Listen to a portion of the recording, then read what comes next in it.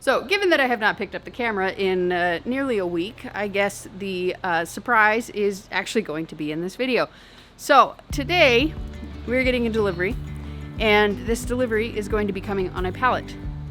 And this pallet has to be dropped right here. It is a very large, very fragile pallet. So this should be fun. This is not our fridge, at least not yet. We are gonna buy it. So hopefully I can move it because we need to put it like over there somewhere. I think that there's enough room over there, and then at some point we're gonna have to like load it. I don't know what we're gonna do, but we're gonna do as much as we can until Robert gets here. So we need to clear out this whole space. Those are just tents and shelves and stuff that we just bought, so that shouldn't be an issue.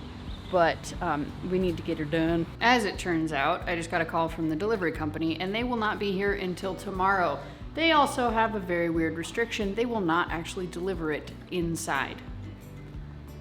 So now I get to figure out how the heck I'm gonna find a pallet jack or move an entire pallet by hand. So that should be fun. Hopefully I can talk the driver into actually bringing it inside, because it's literally just like 6 extra feet, and with 6 extra totally flat concrete paved distance. So hopefully that won't be an issue.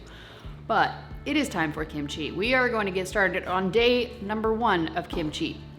Kimchi for us is a 2-day process.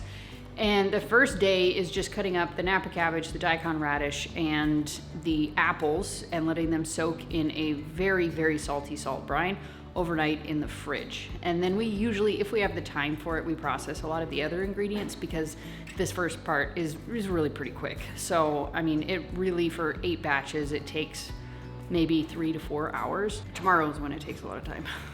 So we kind of split up the labor, so to speak, in doing that. So I'm gonna get cracking. We're gonna start cutting all this stuff up and waiting for Robert to get here. Usually Robert does the daikon and the apples, simply because it is a very arm heavy process, and he has very strong arms, and I do not. I am a wimpy little no muscled thing, and processing the daikon radish the way that we do is exhausting and makes me want to throat punch somebody. So I am gonna cut the cabbage. Oh, also another thing that I am very excited about, today is the first time that we are going to be featuring a local farmer's Napa cabbage. We picked it up, drop that, but we picked up the Napa cabbage a few days ago. I think it was maybe like 3 or 4 days ago, and it has been wrapped and chilling in the walk-in ever since to make sure it doesn't go all wilty. But I'm very excited because we're going to be trying to feature a lot more of the local farmers around here. My end goal is to be almost exclusively supplied by our local farmers around here. But that takes a lot of time. It takes a lot of relationship building, meeting people, and, you know, making sure that we can that they can grow enough amongst all of the farmers to be able to actually supply what we need moving forward and as we grow. So I'm very excited. This is going to be the first one. We're going to be selling it exclusively at our farmers market at the Ozarks Farmers Market. It's going to be served out of our crocks that we do there, and it's just going to be featuring Napa cabbage by Earthbeat Farms. So let's get to cracking and make all of this stuff.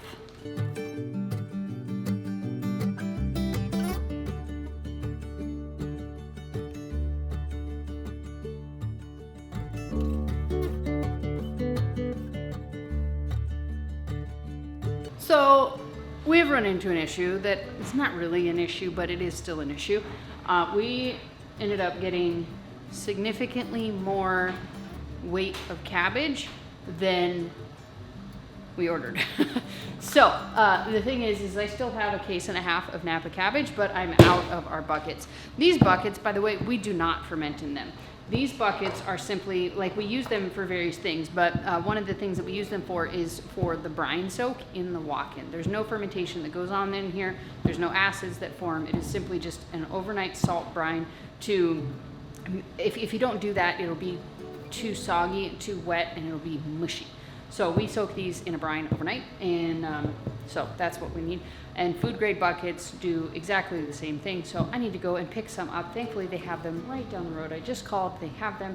They're in stock, reasonably priced, and food grade. So I'll be right back. Okay, bye. Today in the cube freeze dryer, I'm gonna freeze dry these jalapenos.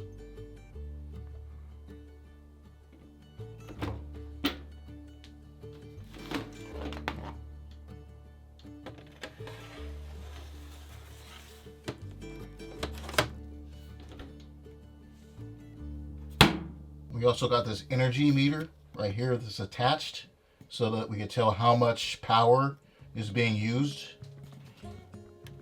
This thing right here, not sure how it works, but I'm going to test it out with this batch of jalapenos. Hopefully the power usage is fairly well.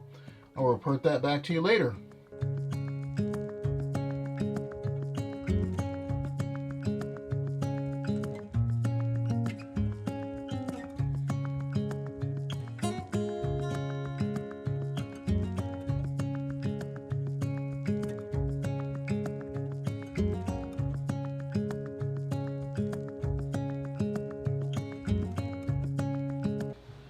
The day is done.